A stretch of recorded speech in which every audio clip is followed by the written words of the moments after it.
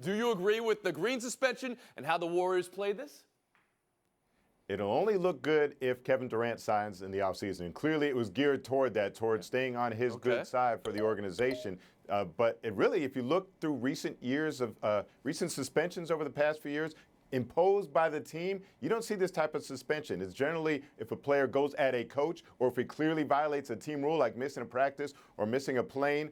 If the only time it's player versus player, if it's an actual physical altercation like Bobby Portis with the Bulls last year. But a player getting into it with another player resulting in a suspension is really unprecedented. And the fact that they put out the press release about it, that Bob Myers addressed the media, clearly they knew this was something out of the norm and they had to be addressed. And they knew, in your opinion, it was something Durant needed to hear. That's where you say they're doing clearly this was aimed Clinton, at Kevin Durant. you seem befuddled. Please, go ahead. Yeah, I mean, look, unprecedented is not congruent with necessary, in my opinion, in this situation. It's not necessarily because of Durant. It's because of what happened. I mean, he made a scene on the bench and in the locker room. And look, overall, he's the one, in my opinion, that botched that play. When you're coming down to it at the end of the game, give it to the best scorer in the league instead of, running down the court and potentially turning the ball over. And overall, I mean, I just don't understand why everybody is so surprised that this happened. Last time I checked, Kevin Durant was the two-time Finals MVP. Okay. This dude at this stage of the team is more important than Draymond Green is for my money. I'm not saying Draymond's importance to the franchise isn't a bigger deal, but when it comes to the value on the court, KD matters more. Frank Isola, how do you see it? Yeah, Clinton conveniently forgets that they won before Kevin Durant arrived. And if you're Draymond Green, you're a pretty accomplished player. You're dribbling down the court. The last thing you need is a player standing behind you, clapping at you as if you're a rookie. And that's what got Draymond Green ticked off. And I think all this stuff boiled over, all this stuff about free agency, and Jay is 100% right. This is all about protecting Kevin Durant at the expense of Draymond Green, who gets upset over a travel call in the first quarter of a game. How do you think he took it when they told him, hey, by the way, we're going to publicly embarrass you, we're going to suspend you, and we're going to take away $120,000 of the money that you have coming to you? This could not have gone over well. TC? First of all, I think Kevin Durant was letting him know there's a pretty good 30-foot shooter over here who's open. If you want to throw me the ball, you want to go ahead and win this game. But here's what I think. This is the organization telling us, we don't really know how to control or rein in Draymond Green, and a lot of times we don't want to. We like him being the way he is, but we don't have anybody who can go up and say anything to him, so we're going to suspend him. He's going to hate it. It's going to be a huge story, even though it's a regular season game with the Hawks, and we'll just take the fallout from that because, you saw in the game DeMarcus Cousins talking to him, trying to calm him down a little, but DeMarcus Cousins hasn't played his first minute for the Warriors. He can't really do it. I think this is all, they felt like this was their only option. Just the mere mention that you're invoking DeMarcus Cousins as the cooler heads will prevail tells you enough about this scenario. Jay, you want back in. Please go ahead. Yeah, well, you also have to look at the effect it's going to have on Draymond Green. So eventually it'll be time for him to decide whether or not he wants to remain with the Warrior, and can he get past this? So this is not just a dispute in the locker room. This is something now the organization coming out against him and taking the side of another team. My wonder is, though, we haven't seen this from other organizations. This is the organization that's supposedly light years ahead, Clinton Yates. Right, which is why I'm not too worried about this. This was Kerr's decision. Maybe, just maybe, it'll work.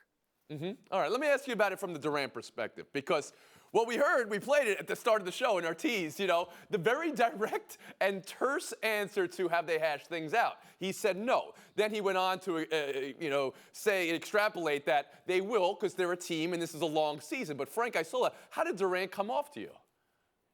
Well, he could have ended it or at least made a couple of steps toward ending it by saying, you know what, Draymond and I are okay.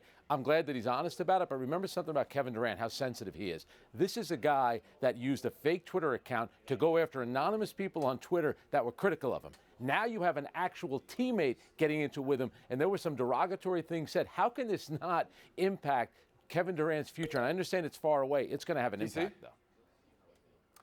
I think it will have an impact. I was fine with what he said. I think it's better than giving a dishonest answer. He said, no, we haven't fixed it. He did go on to say Draymond was here before me and he's done a lot of things.